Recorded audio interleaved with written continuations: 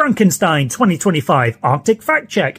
I don't need a big one for this because unlike the Mission Impossible video, there's not much to fact check, and that's part of the problem. You can tell that this was not filmed anywhere near the Arctic. You can tell this was filmed in a soundstage.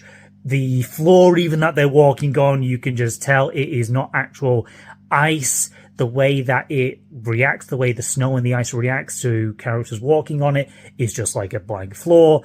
The temperature of the room they're filming in is definitely not anything as cold as the environment they're portraying. There's not cold in the breath. There may be ice done up in the beards, but they're not moving like they're freezing like they should be.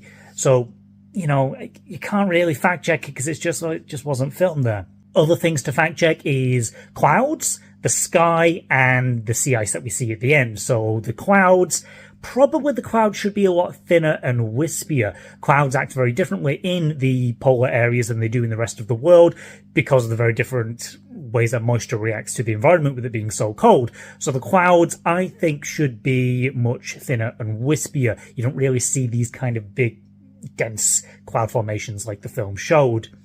The sunlight, I don't know, I don't remember when the film says that these scenes are set. I don't know if it does tell us.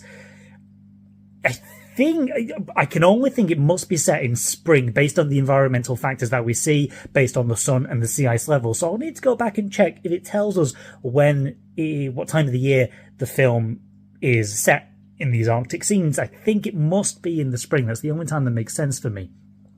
And then lastly is the sea ice that we see. We see the boat leaving the sea ice at the end, and we see it leaves the thick multi-year pack ice that the boat has gotten trapped in. And as soon as it leaves that, it's onto open ocean.